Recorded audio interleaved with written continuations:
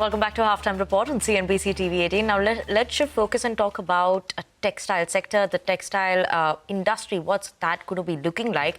Given that, Trump tariff announcements are coming in, Bangladesh, Vietnam, they have gotten their trade deals set with US. India, we are still pending on that front. But how is all this going to be impacting the global trade and the textile industry? To talk to us about all of that, we have Sammir Dattani, Executive Director at Sanathan Textiles, joining in with us. Sammir, good afternoon, and thank you so much for joining in with us. So many changes that, we are waiting out for, watching out for. Now, for you as a company, overall, obviously, FY25, around 4% was exports. And obviously, that's the strategy-wise that you all are moving. But given that you will have the trade deals coming in, also you have the UK FTA that's already signed, right? So how is all this shaping up for you? And how do you see exports moving for you as well as the industries? So I think the current situation is very, very favorable for the Indian textile industry as far as the global exports are concerned. We all know that the largest textile exporters are China, India, Bangladesh, and Vietnam.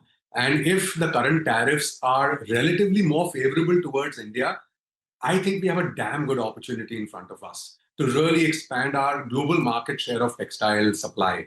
And as you know, textiles are the second largest exports out of India. So the entire chain is going to benefit from it. As far as Sanathan Textiles is concerned, we manufacture the yarns, which is the starting point of the textile chain. So obviously, we will have a direct as well as indirect benefit of our product. When I say direct, I mean the direct exports that we do will definitely go up. And the indirect exports, customers who buy our yarns domestically and convert them to fabrics and garments, will see a big bump up in their demand in the export market once these tariffs are more favorable towards India.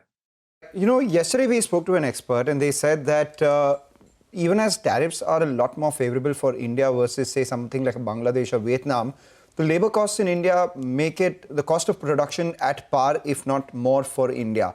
Plus, our capacity is a little more limited than those countries. So, that thing considered, how do you think would, our exports grow from here on? And secondly, for you, you said last time that 5% of your sales comes in from exports and the rest is indirect exposure to the US by you supplying to domestic players. What is your experience been with them? Has their offtake increased for them to increase their exports to the US from here on? So, the first point you made regarding production limitations is a very valid point. I think the entire industry needs to scale up its production capacity, looking at the kind of opportunities we have in India as well as globally.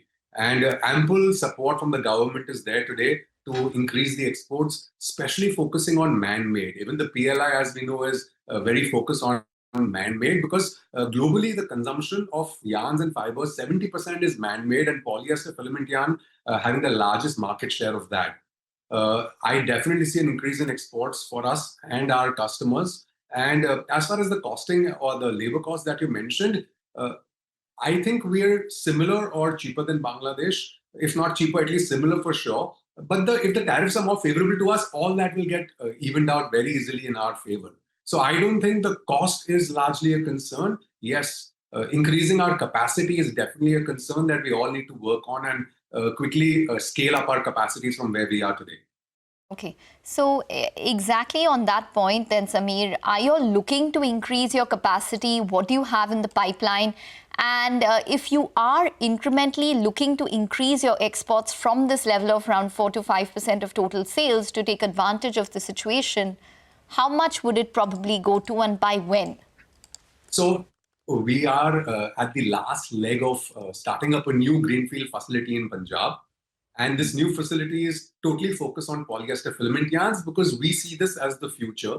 The domestic India consumption growth and the global consumption will be more skewed towards polyester filament yarns, man-made fibers. So at Sanathan Textiles, our current capacity of 223,000 tons per annum of yarn manufacturing, we are going to more than double this year in FY26. Our new plant, our new facility is just at the last leg of commissioning. We are very optimistic and hopeful to start commercial productions in the next 3 to 4 weeks. And as our production will increase, so will our supply domestically and globally. And this is all in sync with what we see, what our outlook is over the next decade. We are very, very bullish and optimistic about textiles and yarn being the starting point of the entire textile chain. And us as suppliers, we have a wide variety of yarn products that we supply to home textiles, apparels, garments, athleisure, sportswear, automotive fabrics. So we have a wide variety of products, and we see a great bump up in demand domestically and globally across all these segments. Right. Sammir, I just wanted to understand what would be the margins for your export orders if you would see an increase. What is the margin for export orders normally versus domestic? This is direct exports that you would like to touch upon. So the margins for direct exports are probably similar to domestic, sometimes higher. So it's a very seasonal thing as far as margins are concerned. But the difference between domestic margin and export margin is not very large. It's a percent here or there. In some seasons, it's more favorable towards exports, the margins, and in some seasons, it's more favorable towards domestic consumption. You spoke about the Punjab Capex. You had last said that it'll be commissioned in the first quarter of FY26. So obviously, that's gotten a little delayed. In the next 10 to 15 days, you think it'll get commissioned and you stick to the 70% revenue growth guidance with double-digit margins for this year? Absolutely. We're very much on track. We're on that last leg, just nearing the finish line. It's a very big project. It's a capex of almost 2,100 crores for us. There are more than 1,500 workers on site completing the site, which is spread over 80 acres of land. And we have about 23 lakh square feet of construction. And we should be starting the first phase of commercial production within the next 3-4 weeks is what we're seeing. Okay.